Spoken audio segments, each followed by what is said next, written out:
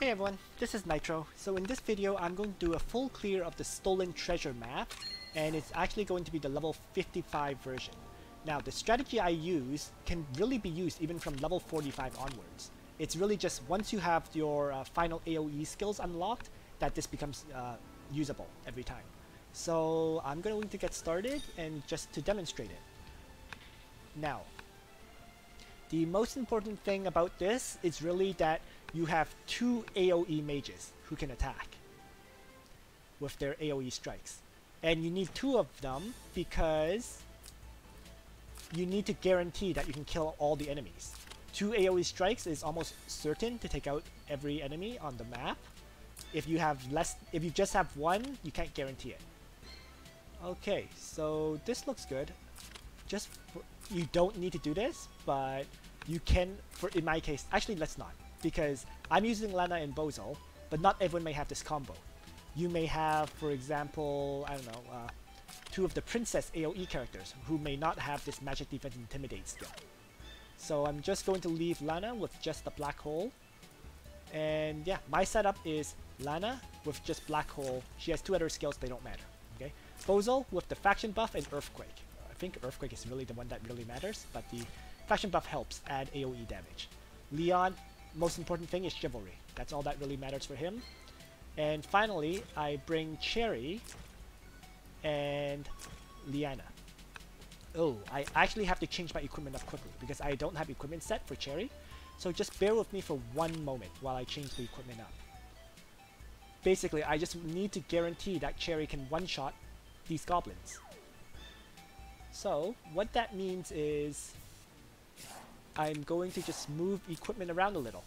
So, what I will do is Leon will grab the level 50 sword from Bernhard. There we go. And Cherry will grab Leon's Last Knight. So that way she has a level 50 weapon, increasing her attack by 85, and that's it.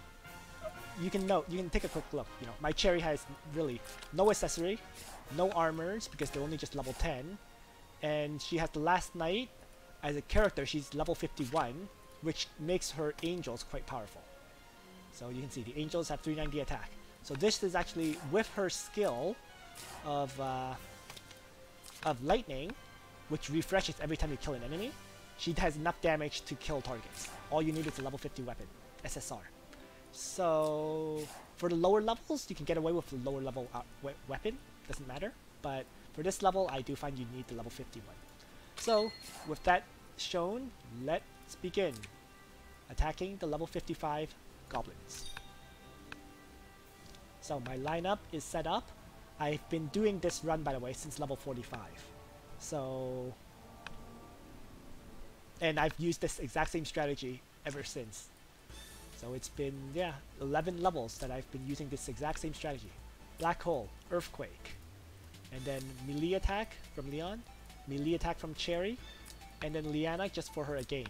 Which, one important thing to note, Liana needs enough attack to at least kill off these Goblin Thief Lords. She doesn't need to kill off Goblin Emperors necessarily, because they have 4,300 hit points, but she does need enough attack, which means enough intelligence to kill off these Goblin Thief Lords that have 2,200 hit points.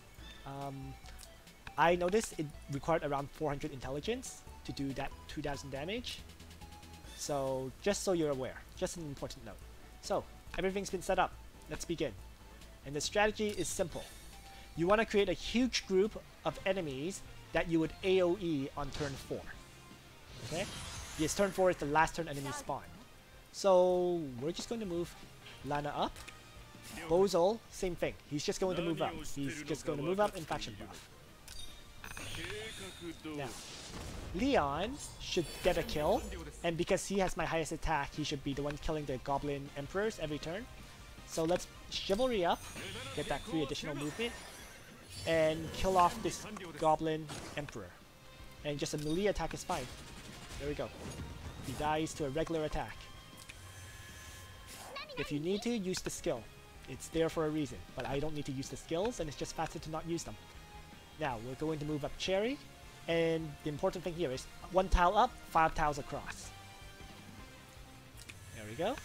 And the reason for that is so Liana can use a gain on Cherry. And more importantly, by moving like this, next turn, Liana can move up 3 tiles and attack one of these goblins here. If I move to her here, the only goblin she could attack is this one. And you actually don't know what spawns here. If it's a Goblin Emperor, then Liana can't kill it. By putting her 1 tile up like this, she has 2 potential targets. And I've never had a situation where one of these targets was not a Goblin Emperor.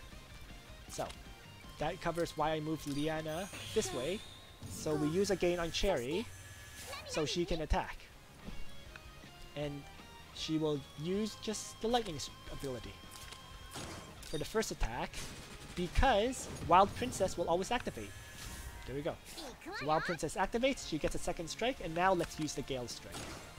So that she now has the Gale Lightning Speed effect, which, let me just let the goblins end their turn.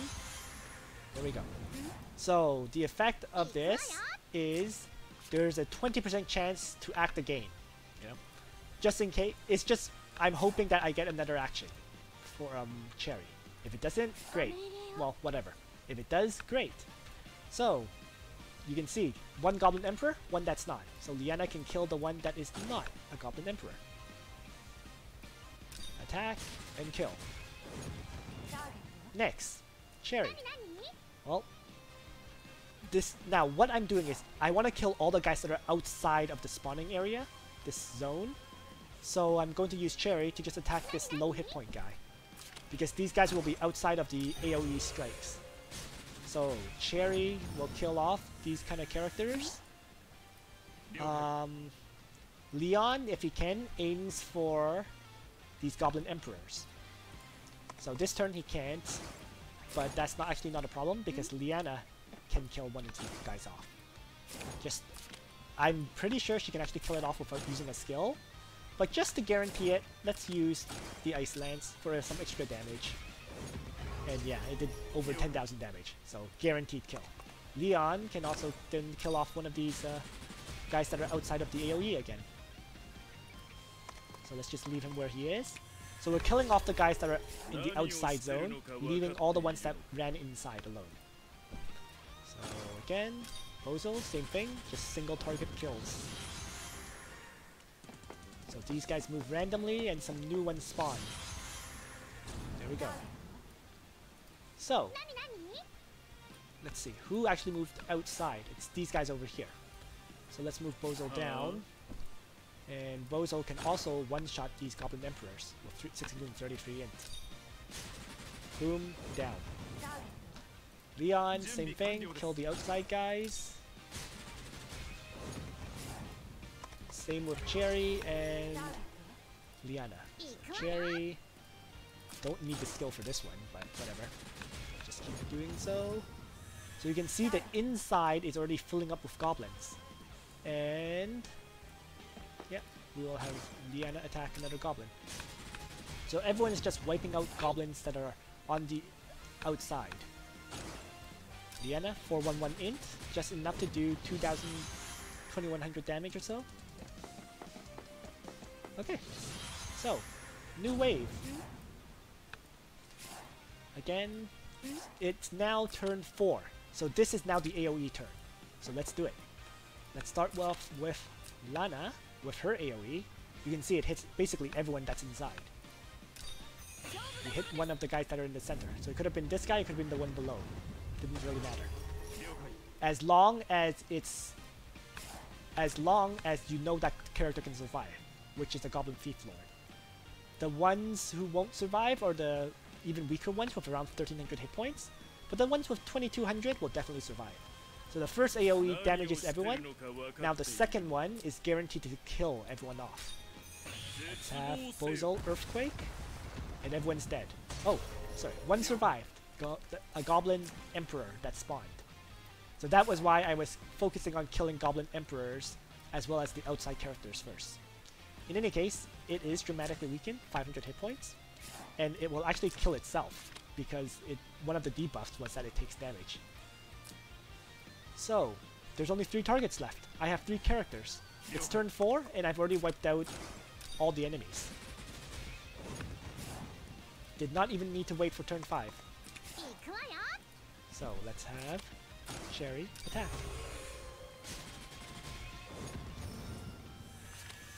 And last but not least, Liana. So that's it.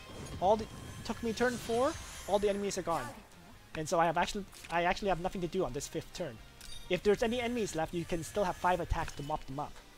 But the key thing is, you just use a double AoE strike on turn 4. And these AoEs need to be the 3rd class AoE attacks. The second level AoEs do not work. And that was actually 2200 gold, which is in range for what I expect. The reason the 2nd level AoEs do not work is because they have a smaller span. So that means they hit less targets. So just quickly bringing that point up, I will just bring up, let's say, Lana or Bozo. Doesn't really matter. So let's bring up Lana. The 2nd tier AoE for Lana, it's Blizzard. You can see the span is only 3 blocks, right? The 4th tier AoE, Black Hole, has a span of 4 blocks. That's 1 additional tile in every direction.